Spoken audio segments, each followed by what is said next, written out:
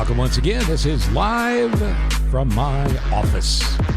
Sponsored by David Hochberg and Team Hochberg, presenting sponsors of Live from My Office. And of course, wherever you get your podcast, please subscribe. Tell a few friends if you would. And tell them about David Hochberg and Team Hochberg. More on those folks coming up. Apt Electronics, also a partner here, and Apt has given us gift cards to give away. Here's how this works if you weren't already familiar. You send me the names of 3 of your friends, the names and the emails. Now, what will I do with those names? I will just send them a sample of the podcast and a request that they give it a try, that they listen. But because you gave me the 3 names as we build our audience, I will send you an Apt gift card. Pretty good deal. So again, 3 names of friends and their emails, and I will send you an Apt gift card. Don't forget in your email with those 3 names to include your mailing address. And you can do that at thecochrane.show@gmail.com. That's thecochrane.show@gmail.com. If you go to cochraneshow.com, you can see the full list of the Trump dump on the Cochrantings page. This is where I've laid out every day, starting with 100 days to the election, another Trump highlight/lowlight. And it does you good to remind yourself of all the stuff you've forgotten, because I cannot believe that we're still alive almost 4 years into this guy. At any rate, you can go to Twitter and follow me at Cochrane Show, and you'll see the daily Trump dump as well as the other things I put up there. I think you'll enjoy that. And let's get on with it. We'll come back with 3 friends of mine, John Cosse, Tim Benker, Mike Toomey, 3 very funny comedians who I work with often, and we're just sitting around talking on a little something we call Men of a Certain Rage. After this, when we come back on Live from My Office. I'd like to personally thank presenting sponsor of Live from My Office, David Hochberg and the folks at Team Hochberg, your trusted local lender.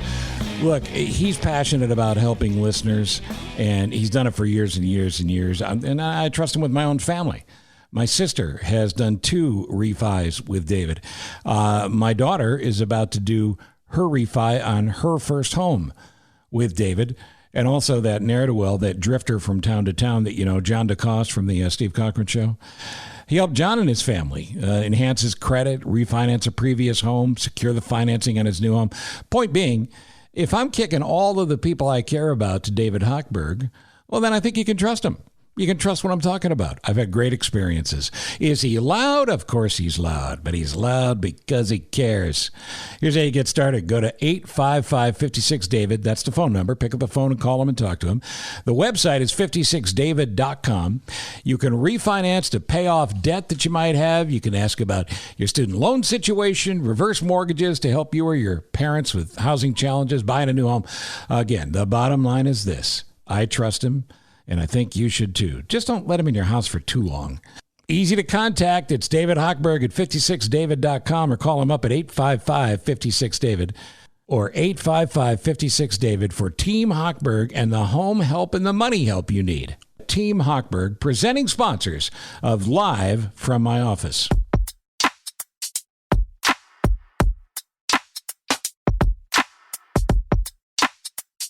This is a special edition, I suppose, of Live from My Office. Tim Benker, the guy that's calling games apparently at Wrigley now, and the upper left Brady box, came up with a name for this a while ago. We're all about the same age. John's the oldest, Mike's the youngest, and this is Men of a Certain Rage.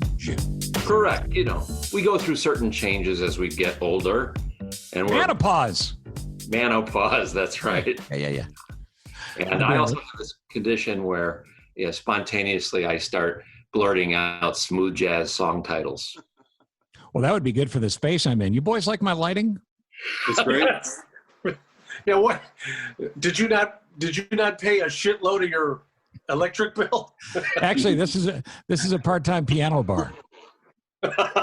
Yeah. It does remind me of one of my smooth jazz favorites, Ethereal Epidermis. Right. Oh, that was great. Yeah, what a great band. All right. So we call this Men of a Certain Rage. Let's start with you, John. What are you pissed off about? Oh, my God. The list. Actually, just recently, I have this, because we're using drive-thrus all the time now. for fast food and such, and it drives me nuts because everybody's using it, but they are taking forever to order, and it's like they have a waitress standing by the table, and they're like, I don't know, do I feel like, shut up, just order. This is why the line is so long. Oh my God! Jackie, my wife, gets mad at me because I'm talking too loud behind them in the car, going, "Come on, get a large fry. Get the large fry." You remember our friend John Panette? He had a chunk of his act about that. It's McDonald's. Right. It's 4 things. You should have their menu memorized by now. You should know what you want. When you decide at your house to go there, you should have the order on the tip of your tongue. Right. Shouldn't take any time.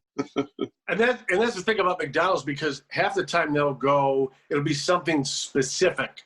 They want a special order. Like, I want my hamburger, but I don't want pickles. Oh my God. Get the burger, open it up, and take off the pickle. Right. Because it's going to literally take them another hour before it's ready now.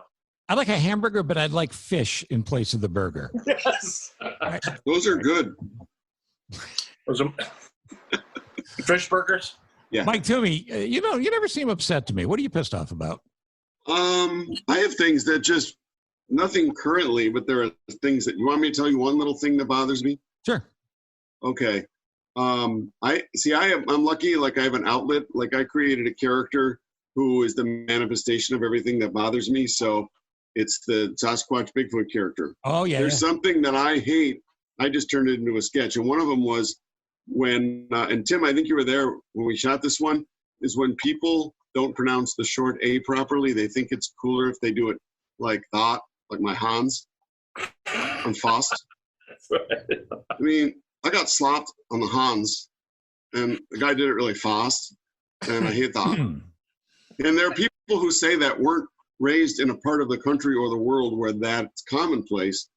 They were like raised around here, and they talk like that. Yeah, you need to be from Norway trying to learn English. If you're. But I lost my hat. I can't find my hat. Have you ever had that happen? I hate it. I want to slap somebody when they say that. It's totally understandable. I'm glad we were able to help you get the rage out. And since, Tim, you came up with Men of a Certain Rage, what's bothering you? A little bit of everything. Everyone asking me if I want a receipt, I'm going to have a hat and a shirt that says, no, I don't want a GD receipt. Please, save a tree. Just keep your receipts no matter what you do. Like Goodwill? When you drop something off at Goodwill, would you like a receipt?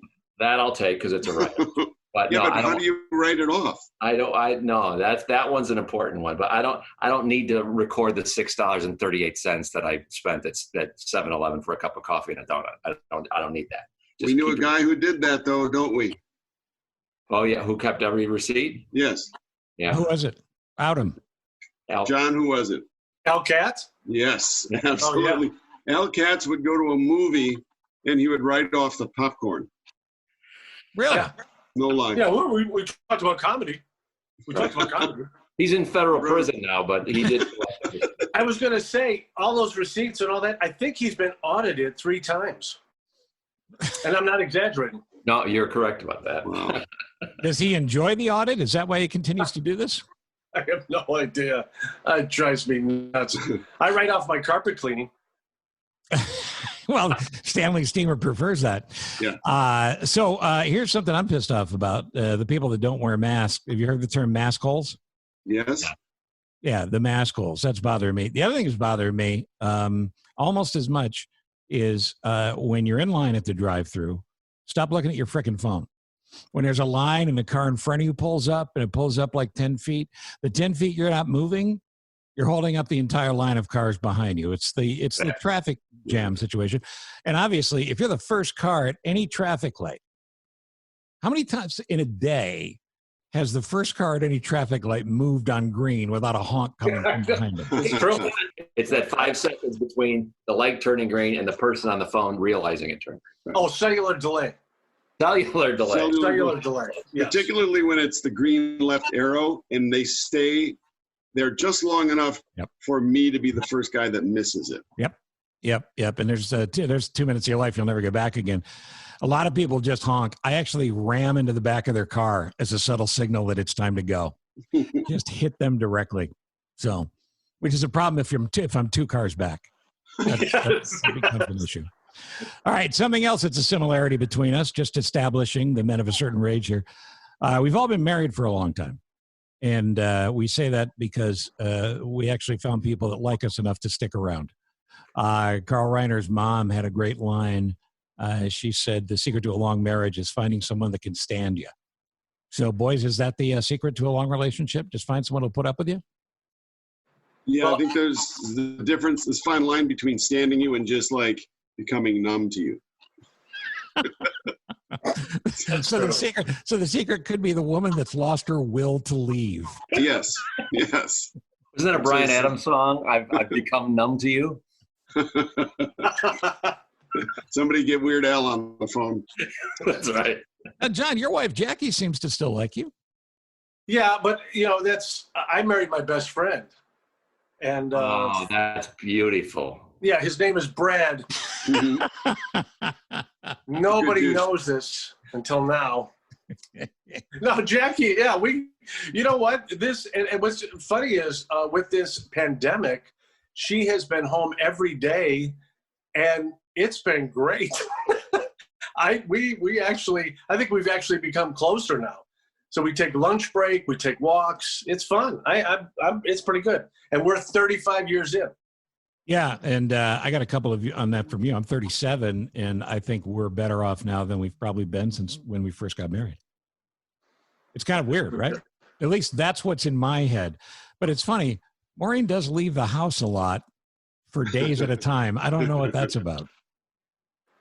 Yeah, it's weird because I've even become closer with Mike's wife, Beth, and as well as Jeannie, Tim's wife. So I don't know why. Mike, you were going to add something.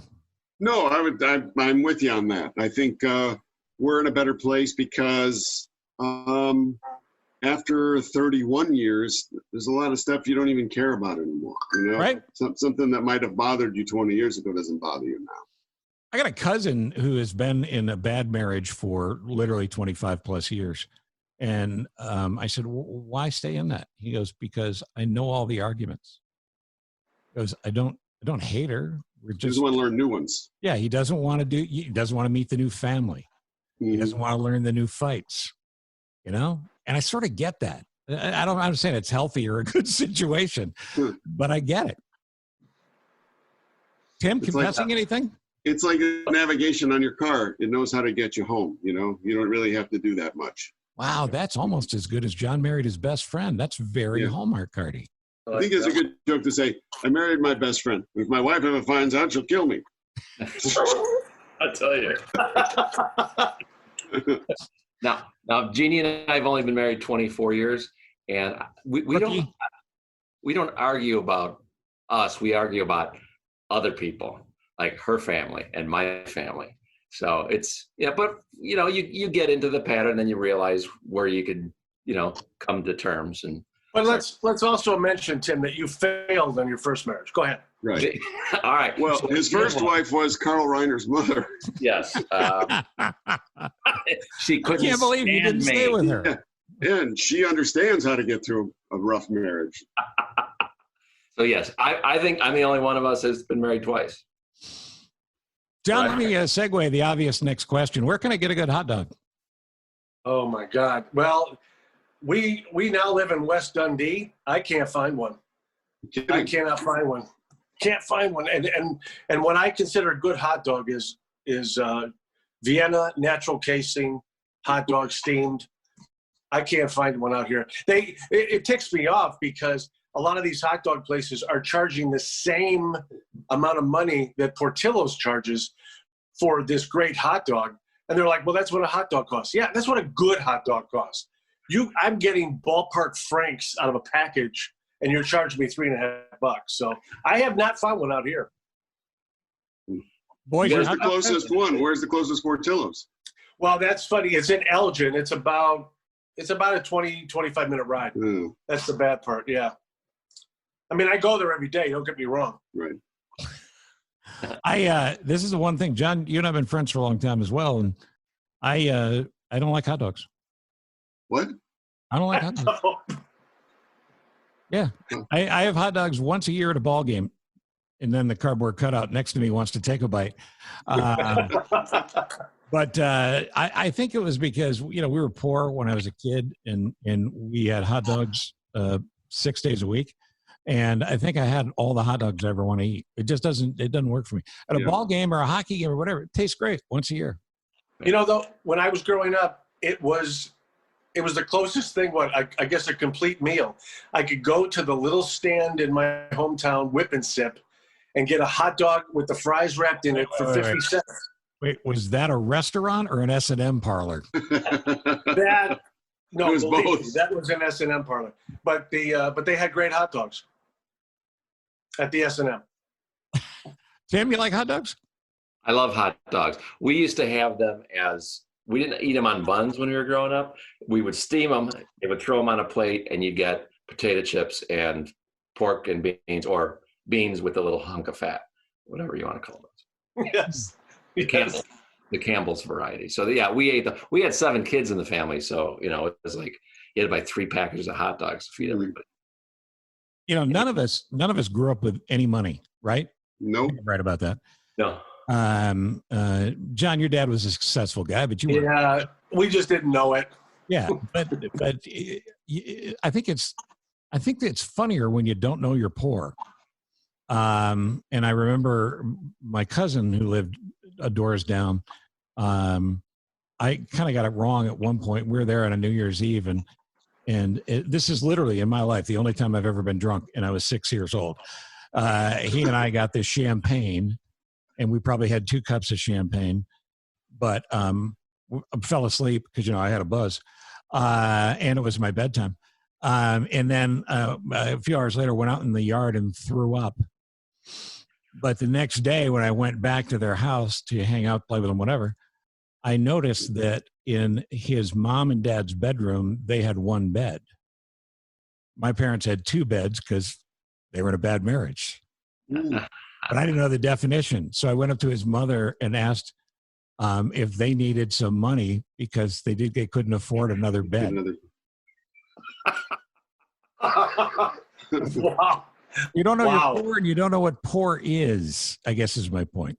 And when that gentleman came home from work that day, his wife said, "Hey, I think that kid next door is still drunk." I got to tell you, the circle of shame at a rehab center when you're 6 is kind of awkward, Well, now wait a minute. That brings up. That's a good question. So, how about this? The 4 of us, we actually, percentage-wise, we don't fit because if I'm not mistaken, Mike, Steve, and myself. First of all, we're not drinkers, correct? Not at all. Yeah. Same here. Tim, you're the only alcoholic. I'm the only boozer. That's right. Okay. Also, Mike, Steve, and I, no coffee. Nope. We're not coffee drinkers. Tim, again. Why don't you just call me the 7 deadly sins, for Christ's sake? Why is he on this? This is what cost you your marriage to Carl Reiner's mom. All of these problems. Why don't you like coffee? Well, my mother used to drink coffee, straight black coffee. And I tried it when I was 7, when I was trying to sober up from that drunk I had when I was 6. And it tasted, and you don't know till you know, but it tasted like someone punched me in the face. Oh. And I literally never tried it again. And the thing I could never wrap my head around is when it's 90 degrees out, why would you want a hot beverage? I don't understand. I've never acquired a taste for it. And I tried it once with tons of sugar, cream, coffee. And even if I put a little coffee, it was the coffee that was ruining the taste of the cream and sugar. Right. So I tried it several times too. I used to work 3rd shift, and they had coffee there, and I would do the same thing. I'd try with sugar, any way, just so I could get the caffeine in me to stay awake, but it just tasted so bad to me. Well, you got to smoke a little bit of crack before the coffee, and it'll taste actually pretty good. We should also say Tim's the only drug abuser of the 4. I was going to say. The coffee ruins the taste of the crack, though. That's true. Am I the only one of the four of us who's never done weed? Ever? There's no Ever? federal officers here. The way the three of you quieted down. It's legal. No. I mean, You Steve, may be mean the only ever? one. Never. I've done it twice. Today? I can't stand it. Can't stand it. I just did it right before we logged on at 4. Actually, 4:11. Right before 4:12. In other words, right on time for me. Right. I grew up in a family of addicts, and it just never had an appeal to me. But I think once you get past a certain age, if you haven't tried it, you probably wouldn't try. I'm 59 years old. It'd be a little awkward now. Maybe if I go by Northwestern to a frat party at some point and see if anybody's got a doobie. Is it a doobie or a doobie brother? Yes. I know think that- doobie's old. That's an old term. I understand it's more, it would probably work better for you. Not like when I tried it in my early 20s, it never did anything for me. I never got it to work. Like, I'm like, what's supposed to happen? Because nothing ever did. But from what I understand now with the legal stuff, it's much more effective, correct?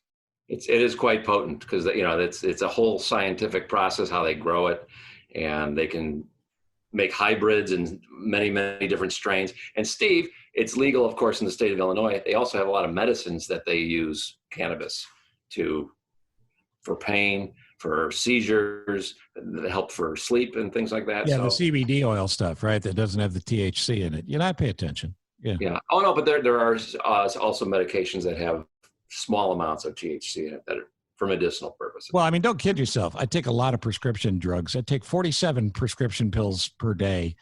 I go into any Walgreens and they treat me like Norm from Cheers. Steve!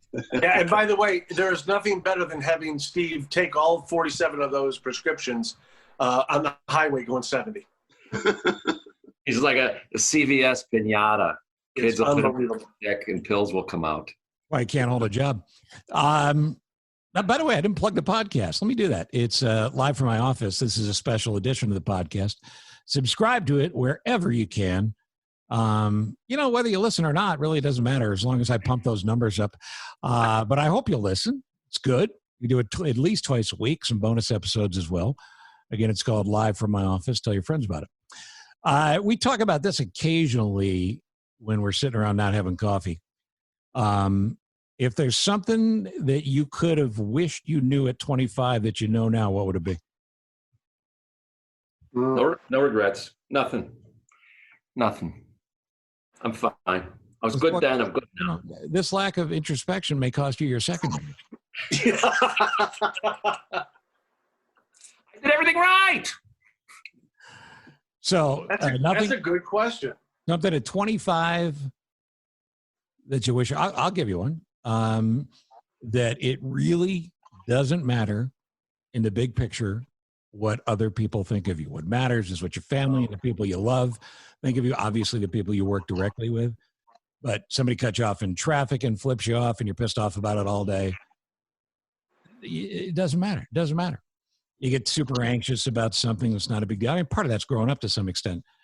But I think you learn with age to chill out. Oh, absolutely. It's funny because it's a bell curve, if that's right. No, it's not a bell curve. It's two different lines. But it's while you're getting more pissed off about certain things, you're also getting less interested in other things, and you're healthier because of it. Does that make sense? Yeah, No, it definitely does. I think we talked about having a short memory and thick skin. That's kind of like it is. You don't care that people don't like you, and if they do, you move on and you go on to somebody else, and you forget about it. So it just doesn't matter. Yeah, I think at this point I would love to go back and tell my 25-year-old self that right now how incredibly important it is what other people think of you. Especially people you don't really know that well. Like, those are the most important ones. People I just walk past in the street, what they think of me is a make or break situation. And everyone on social media. Yes. I was 25 in 1986, so I would have liked to have gone back and said 2020 is going to really suck. You ought to make some plans. I know. Yeah. Well, if I could go back and tell something to my 25-year-old self, I would tell me all the outcomes of every major sporting event. Right. And I could And make winning a lot of- Powerball. Yeah, and then bet. Yeah, right. Right. And I'd be splitting it with that, what was that guy's name that won the lottery? Dotson. Gary Dotson. Was that him? Yeah. No, was Mike Witkowski. All the Mike Witkowski. Gary Dotson. Oh, yeah, I'm doing Mike Ostrowski's joke. Because he did a Mike Witkowski and a Gary Dotson joke. Everybody that's ever been a serial killer or won the lottery has Lee as their middle name, which is my middle name as well.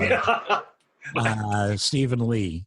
So they all have Lee as a middle name. So if you have Lee as a middle name, get yourself a lottery ticket. I wouldn't recommend murdering anyone. Do you hear they caught Kathy Lee Crosby today? Did they? Yeah, they caught her. Well, I tell you what, now an anxious nation can breathe. Jamie Lee Curtis.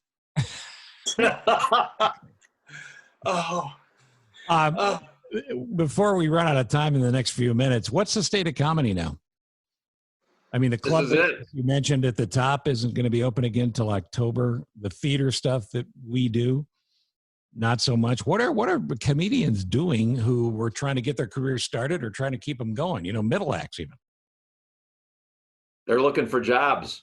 And we're hiring at Northwest Carpet Cleaning. If you have 5 minutes, we'll look at you a little extra, you know? Solid five to work for you? That's right. I talk with my buddy Dave Stroop, who runs all the Funny Bones, every other week. And we spoke today, as a matter of fact. They were opening up 6 rooms, and I think now they're down to 4. And I believe 6 of those rooms will never reopen. Wow. Yeah, For ever. real? And I just found out, yeah. And, you know, they're using local people, but they're not paying a lot of money. You know, we talked about this before. All the theaters I work with they've all canceled everything until I think March and June of 21. So I know that the young guys, or let's say the newbies, they're all still doing their own produced shows on rooftops and living rooms and stuff like that, and making $5-10. But I don't know. I don't know how they're doing it. You know what? Think about it. It's like it's 1982 again. Yep. Yeah. Well, you hope that cycle comes through, right? Because my concern in the big picture is, and it doesn't matter as much to the 4 of us because we'll all be dead soon. But my concern is the cycle of entertainment has changed so much that unless it's on YouTube and it's a video, you know, do 25 and unders, do they even care about stand-up? Do they care about comedians on stage? You know, I have a question for everybody here, because I've run into this now 3 times in the last 2 weeks. I've had young comics who have only been doing stand-up for maybe a couple of years, and maybe have a good, you know, 5 minutes or something. They all have albums released on iTunes. And I'm not kidding. And they always tell me, well, mine debuted at #1 and mine debuted at, I'm like, okay, whatever, you know. So they could care less about an actual physical place to go do stand-up. Or laughs, for that matter. Or laughs. That's true. Yeah. Well, what's funny is if there's one thing in comedy that doesn't hold up, it's that Fran Drescher show.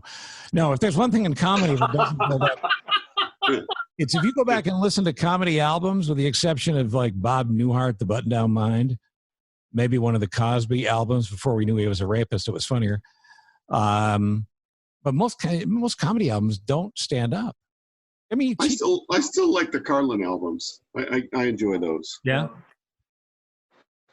So I don't know. I guess to some extent, I guess what I'm saying is I don't understand what's entertaining anymore. Oh, I know. You must have TikTok. That's probably added some confusion to the world of entertainment. You know, I can lip sync and I can shake my breasts, so I'm a celebrity. I was going to say, who is that? Who's the girl that does the Trump voice? Or sorry, I was just thinking of that. I can't think of it. She's taking off. She is a Sarah Cooper. Sarah Cooper. She's a massive star. Yeah. And her hook is that she lip syncs Trump speeches with overly dramatic physical manifestations. I can't think of another comic that does it. And that's it. That's her act. He is. Yeah. I don't get it. No, I don't get it. No, and it's funny. But is it just the thing we've reached a point where we're old now? We don't get it because we're old? Or is it, to me, it's not that funny. It's not funny at all. It isn't. And, things have gotten cheapened. There's so much of these tiny videos. You watch 2, 3 of them, and they all look the same. They all sound the same, especially when they're lip syncing the same song or doing the same dance. It's all gotten cheapened. It seems like everything's a mashup now, too. It's not just, the hip hop and rap groups that I'm in, where everyone's working with everyone else. But I don't know. I think reality TV could be a little more acceptable if we mash things up. There's a dodgeball show coming out. Yes. This elaborate dodgeball show. It's going to be much more entertaining if we put the Kardashians in the middle of every dodgeball game and we whip the dodgeballs at them. It's a time saver. Yeah. You could throw in one of those home redoing shows, and you could actually put like nails and 2x4s and pieces of wood inside that dodgeball before you throw it at him. Well, that seems like that's a violent ending to this. Are you cranky because you're not drinking or taking drugs right now, Tim? I know. I'll get something in me. What about reality TV? If I had said pitch a reality TV show, what do you got? Mine is a show about men our age dealing with all of the hair growth. Cutting the hair in their ears, their eyebrows, the armpits, everything. That's what it was. And it's called What the Follicle. Do any of you have a particular problem area? Because for me, it's the ear hair. I actually clip it, shave it, buzz it every 14 minutes. Because if I don't, it grows out, and I'll put it in a weave on both sides so I look like Princess Leia. It's the only way to Hey, what age should I expect pubic hair? I wouldn't rush it. Yeah, don't please. One, you've got time. Okay. Don't rush things. Yeah. And let me clarify, I'm the oldest one here, right? You're in store for a lot of good things. But I'm okay. I'm okay. Yeah, the other boys might say something, but don't listen to them. That's all. Reality show, Mike, you got an idea? I thought it'd be funny to do a reality show about, all those calls you get now where they say that you can get an extended warranty on your car, the robocall, like just a room full of those people.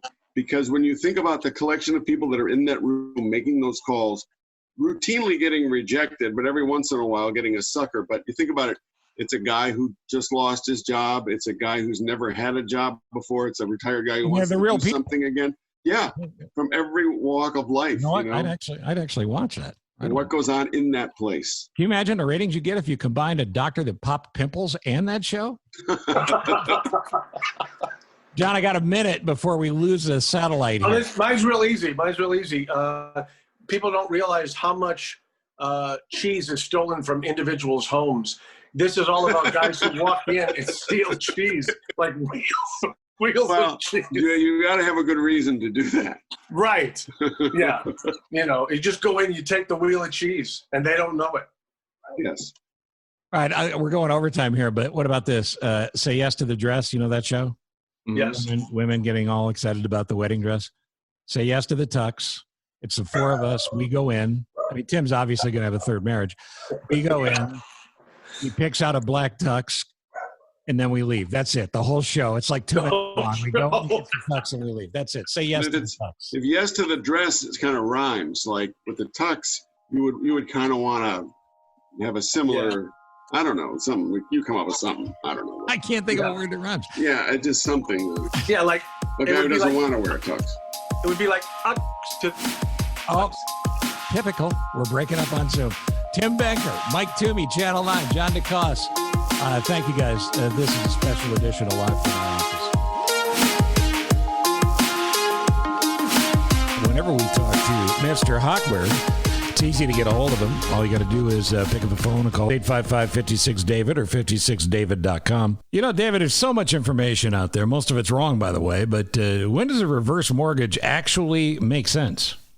80-year-old father, the mother passed away. Father's 80 years old, living in the same home that they had all the kids, 3 kids. Dad's on some type of limited pension or Social Security. He's been living in this house free and clear. The house is over $400,000, and each kid is given dad or was given dad $1,000 a month to take care of dad. Challenge is COVID hits, their income drops. Now that $1,000 that they were giving dad that was readily available is no longer available because they're not working as much, or their husband's not working as much, or their wife's not working as much. The housing income is down. Now their debt's up because the housing income's down. Okay, and now it's getting tougher to pay that G-note to dad. In the meantime, dad's sitting on a $400,000 home. He's 80 years old. For the love of God, I'm like, what are you guys doing? You could take out up to $280,000, gain access to up to $280,000 from dad's home. Dad needs a new roof. It was like $20,000 for the new roof. Right, get it done. I get it. I understand. You got to take care of dad. You made the promise to mom before she passed, you're going to take care of dad. I go, dad's sitting on 280 G's. Why are you struggling? Right. You guys should be using that $1,000 to take care of your family. I'm not saying not take care of dad, but dad's sitting on a pile of cash. It frustrates me that people don't see that. But that's a big part of it. That's a big part of why they need to call 855-56-DAVID or 56david.com, because you guys get it, and you can, as you always do, David, you can calmly, rationally explain it to him, because your voice is always a warm hug for people. Yeah. Now, Mr. Hochberg, he'll cut to the chase when he needs to, because he's just trying to help.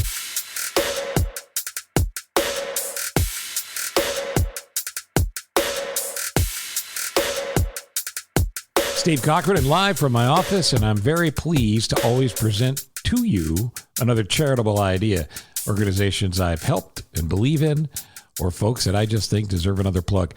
Nobody's busier than the Red Cross. The Red Cross, of course, needs your blood.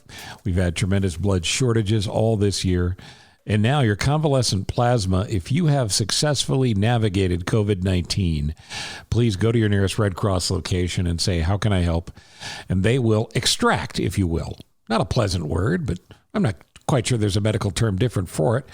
They'll get the convalescent plasma, the plasma that you can generate with your healthy immune system fighters ready to go.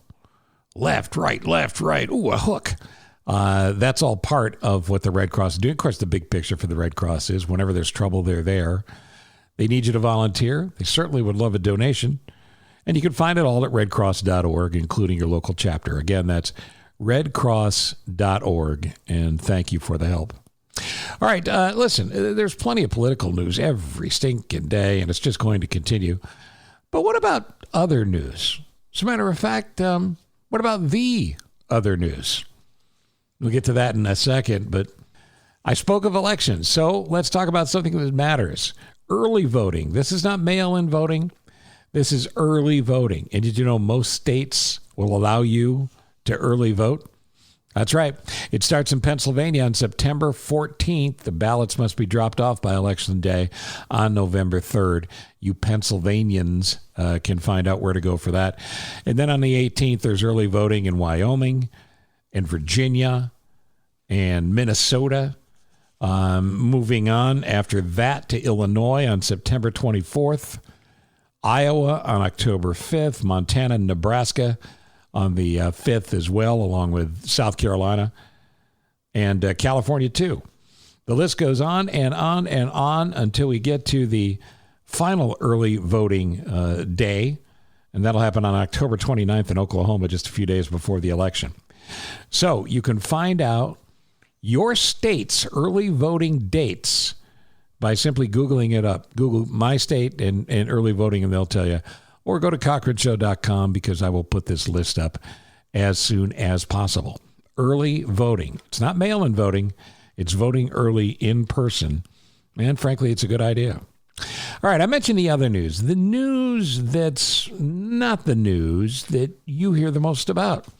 Let's do the other news right now. This is the other news.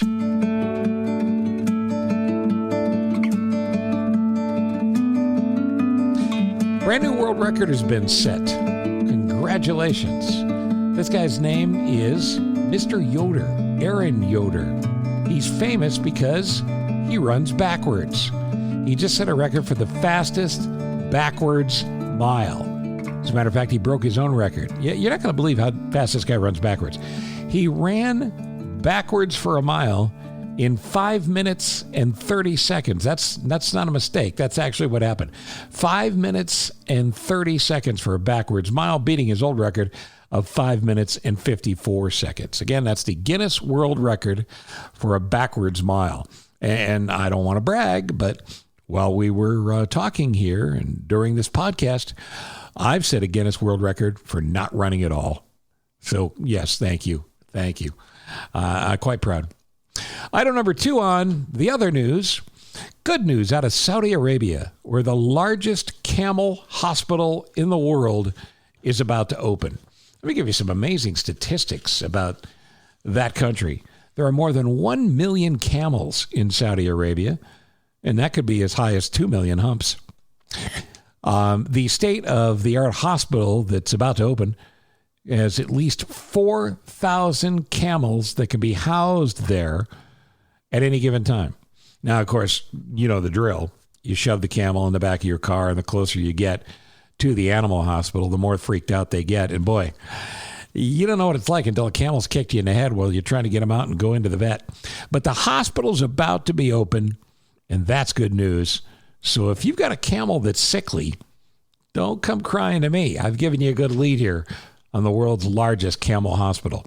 One more. Item number 3 on the other news. A story that I saw that I think, well, it applies to all of us on some level, and that is the 5 worst stinks in your life. This is a survey that was done and actually some helpful information on what to do about it. But these are the 5 worst smells in the world that you want to get rid of. And, well, let's start with number 5. Getting dog pee-pee, that smell, out of your carpet.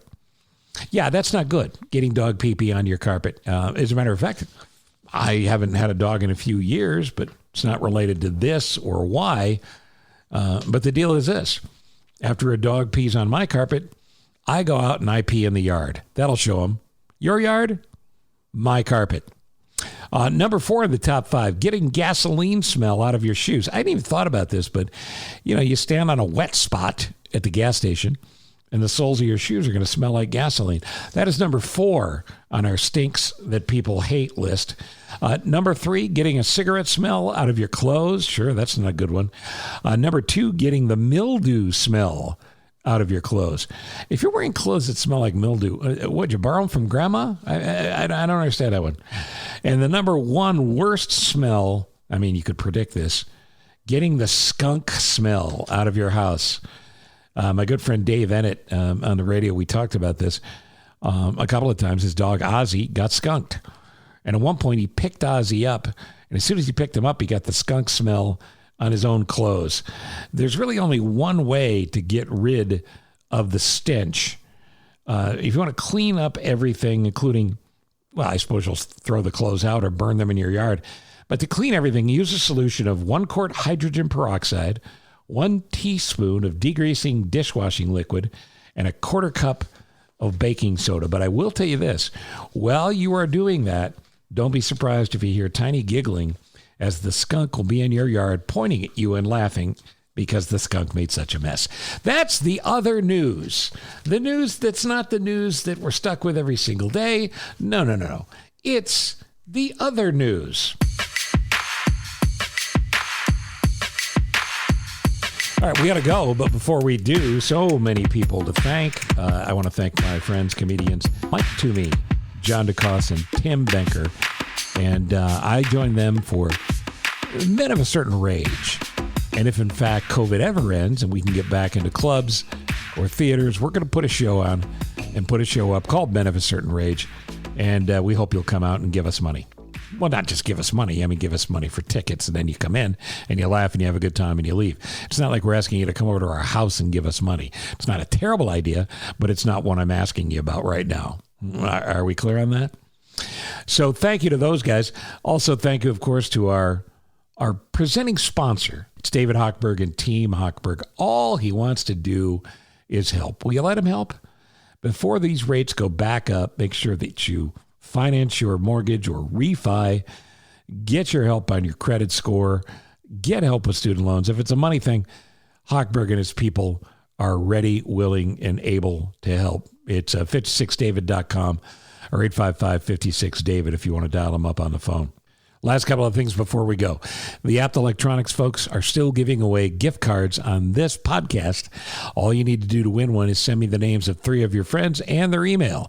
I'll drop them a sample of this podcast, ask them to listen, and as a thank you to you, I will send you an Apt gift card. Just don't forget to include those 3 names and emails of friends and also your mailing address so I can send you the Apt gift card. You can do that at thecochranshow@gmail.com. And of course, you can send me any comments there, anything else that might be on your mind, and also where you're listening to this podcast. Right here is where you can leave a comment and a rating and all of those good things. Finally, the Trump dump continues on Twitter at Cochran Show. You can go to cochranshow.com and see the daily updated list. And each day on Twitter, I give you one more thing to remember on why Trump's got to go. And so do I. That is live from my office. Thank you so much for listening. We'll see you next time. Live from my office is a service of Monkey Run Productions. All rights reserved. The podcast is hosted by Steve Cochran, and it's mixed, edited, and produced by me, Ross Cochran. Please rate, review, and subscribe to the podcast wherever you're listening, and follow Steve on all social media channels. Get in touch with us directly with questions or comments about the show by emailing thecochranshow@gmail.com. Steve is available for corporate speaking gigs. We would love to MC your event, and occasionally, he's funny. Thank you for listening. Head to cochranshow.com for more.